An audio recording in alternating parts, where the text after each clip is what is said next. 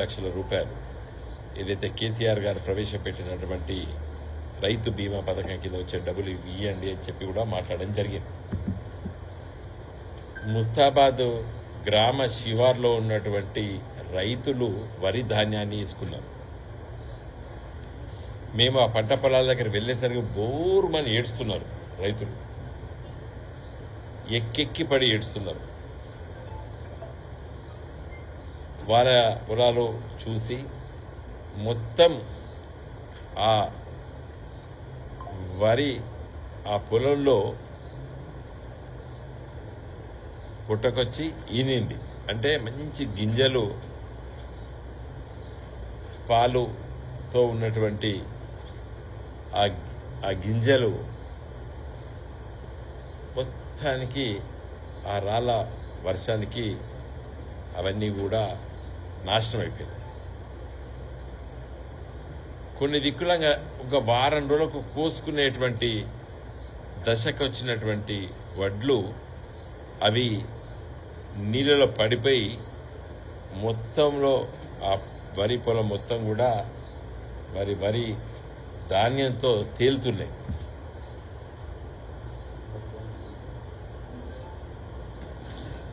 తర్వాత పోతుగల్ గ్రామ శివార్లకు వెళ్ళాం. అక్కడ అదే పరిస్థితి.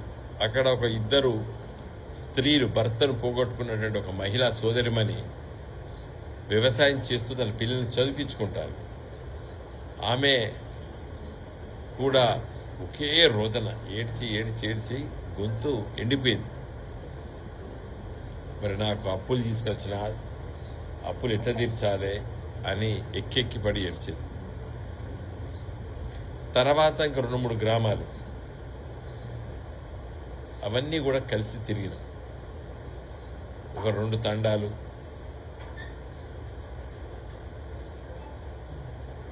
తర్వాత ఇంతకుముందే సాయంకాలము తంగెలపల్లి మండలంలో కొన్ని గ్రామాలు, చివరిగా కొండాపూర్లో ఒక దేవాలయానికి వెళ్ళి రావడం జరిగింది. ఇక్కడ మీ పత్రికా విలేకరుల సమావేశానికి మీ ద్వారా ఇట్లా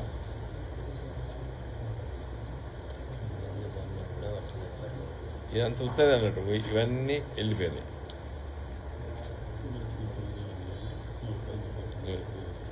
ఇవన్నీ అంత వెళ్ళిపోయినాయి. ఇది చూడండి,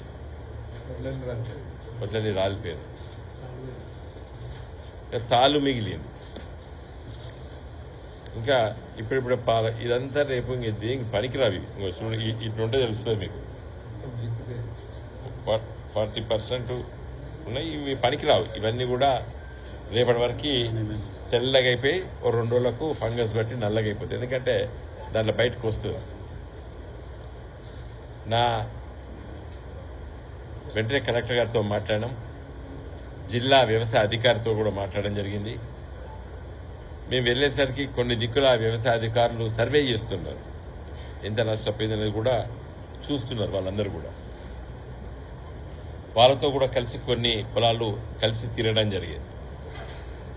వాళ్ళు ఇంకా ఆ సర్వే చేస్తున్నారు. మేము వేరే గ్రామాలు కూడా తిరగడం జరిగింది. ఈరోజు రైతులు చెప్పిన విషయం ఒకటి చెప్తా నేను. ఏం చెప్పిందంటే, మొన్నటిదాకా నీళ్లు లేవు, ఎట్లా ఈ వరిని పుట్టకొచ్చి ఇంత అంది, దీన్ని ఎట్లా కాపాడుకోవాలి అని బాధలో ఉన్నాం. 1,60,000 రూపాయలు పెట్టి బోర్ వేసినా, ఆ బోరు దగ్గర వెళ్ళింది కూడా మేము వీడియో తీసుకున్నాం. కొత్త 3 రోజుల కిందనే బోరు మిషన్ వచ్చి బోర్ వేసిపోయింది. 1,60,000 పెట్టిన అప్పు తీసుకొచ్చి పెట్టిన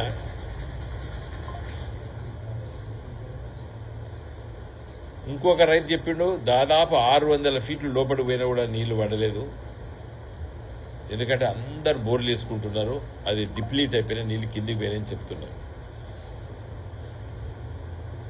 ఇంకా కొంతమంది బోర్లు వేసుకున్నారు, సక్సెస్ అయినాయి, వాళ్ళు కూడా కలిసారు. ఏదేమైనా ఇప్పుడు రైతు మన పెట్టుబడి పెట్టవలసి వస్తుంది బోర్ల కోసం. ఒక బోర్ మిషన్, డ్రిల్లింగ్ మిషన్, అతను చూస్తే ఫుల్ బిజీగా ఉన్నాడు.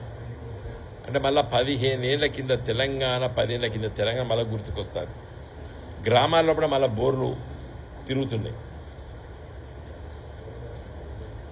సరే, కొంత వర్షాలు పడలేని మాట నిజమే, కానీ కాళేశ్వరం ప్రాజెక్టు మేడిగడ్డ దగ్గర 2 పిల్లలు కుంగినందుకు త్వరగతిగా వెంటనే ప్రభుత్వం వచ్చిన తర్వాత ఇవాళ 100 రోజులు అయిపోయినాయి. ఓ 2-3 రోజుల పడ్డ ఇంటరిమ్ రిపోర్ట్ కేంద్ర ప్రభుత్వం తెప్పించుకొని ఏం బాగు చేయాలని చెప్పి ఆ మేడిగడ్డ దగ్గర కాఫర్ డ్యాము నిర్మాణం చేసి ఆ నీళ్లు ఎత్తిపోతి కాళేశ్వరం ప్రాజెక్టు వల్ల మిడ్ మానేర్కి అప్పర్ మానేర్కి తీసుకొస్తే ఇలా ఈ చెరువులు కుంటలు నింపినట్టయితే ఈ బాధ ఉండకపో రైతులకి. సరే, ఏదేమైనప్పటికీ కూడా అట్లా బాధపడ్డాం, నీళ్లు లేక బాధపడ్డాం, బోర్లు వేసుకున్నాం, అప్పు చేసినాం.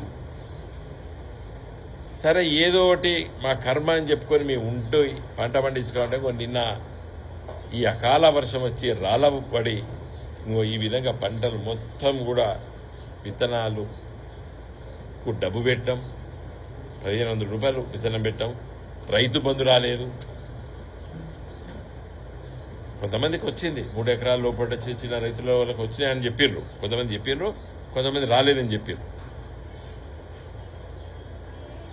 సో అప్పు చేసి విత్తనాలు కొనుకొచ్చినాం, యూరియా బస్తా కొనుకొచ్చుకున్నాం, డిఏపి కొనుకొచ్చుకున్నాం, పంటలు వేసుకున్నాం, నీళ్లు లేవు, ఎండిపోయినాయి.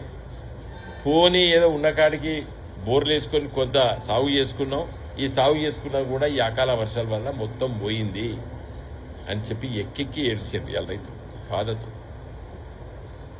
నా రిక్వెస్ట్ ఏంటంటే, నేను తుమ్మల నాగేశ్వరరావు గారికి ట్రై చేసినాను ఫోను, వారు మీటింగ్లో ఉన్నారు, మాట్లాడిస్తామన్నారు. బహుశా వారు మాట్లాడతారు, నేను చెప్తాను వారికి కూడా ఈ వివరాలని చెప్తాను. నేనేమంటున్నానంటే, ఒక ఎకరానికి అన్ని ఖర్చులు వంగా 15 నుండి 20 వేలు ఒక రైతుకు మిగులుతాయి.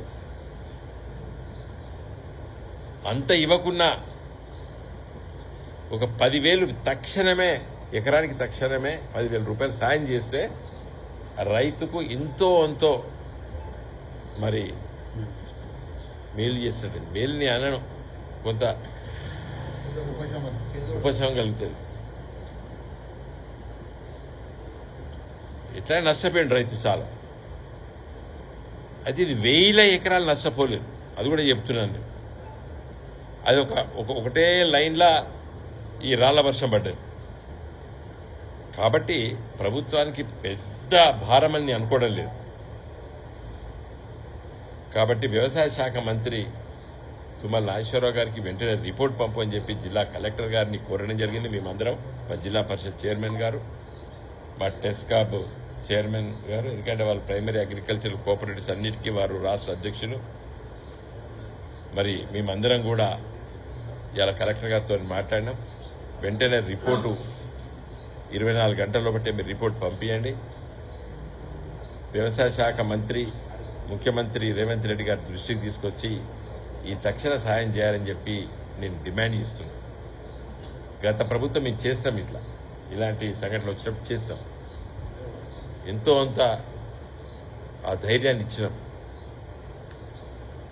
ఈరోజు నీళ్లు రాకపోవడం గల కారణాలు, కరెంటు చక్కగా ఉండకపోవడం గల కారణాలంతా రాజకీయాలు. అవన్నీ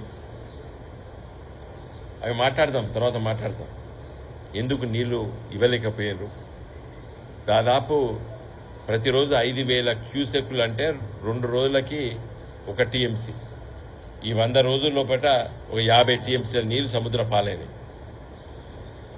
అది వెంటనే ఒక 10-15 రోజుల లోపల ఒక కాఫర్ డ్యామ్ కట్టి ఆ నీళ్ళని కాపాడుకొని లిఫ్ట్ చేసి మిడ్ మానేరు ఎల్ఎండి నింపితే ఇక్కడ ఉన్న చెరువులన్నీ అన్నపూర్ణ ప్రాజెక్ట్ అనుకోండి, మల్లన్న సాగర్లో కొంత, రంగనాయక సాగర్లో కొంత, తర్వాత మన అప్పర్ మానేరుకి కొంత,